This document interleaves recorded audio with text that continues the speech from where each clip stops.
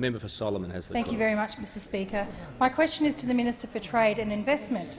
Will the Minister please explain to the House the importance of trade agreements in stimulating much-needed investment, and how will this help transform areas like Australia's north, including my electorate of Solomon? The Minister for Trade and Investment. Thanks very much, Mr Speaker, and I do thank the member for Solomon, who helped host 350 Australian and overseas investors in Darwin over the past few days for the Northern Australia Investment Forum. And I also express my gratitude to other members on both sides of the House who helped in that promotion of investment over the last few days. Mr Speaker, the forum was a major success.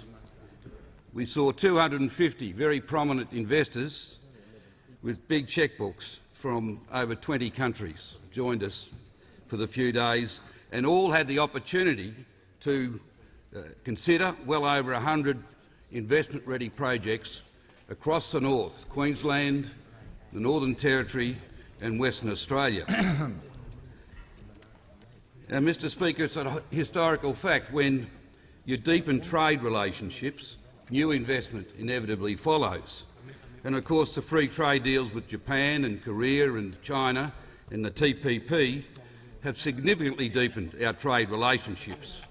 And this helps to explain the extraordinary level of interest in investment at the forum and in many other circles over the last year. And one presentation at the forum I thought powerfully demonstrated what is in it for Australia from such foreign investment. This question is often asked, and I think it's even been asked this week in the House.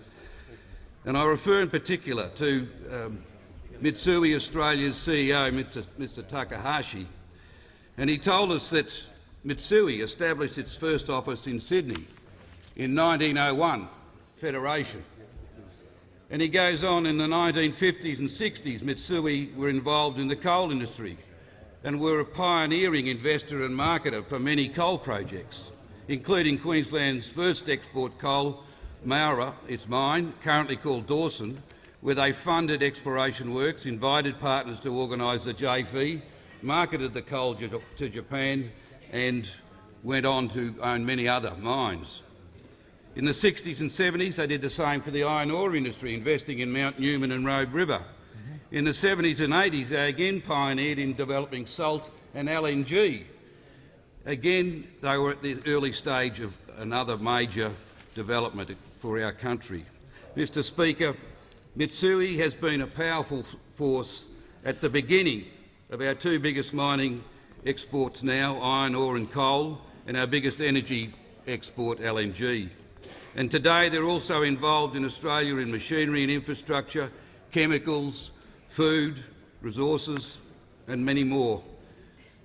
Foreign investment has been a very huge power in driving innovation and growth over all of our history, Mr Speaker.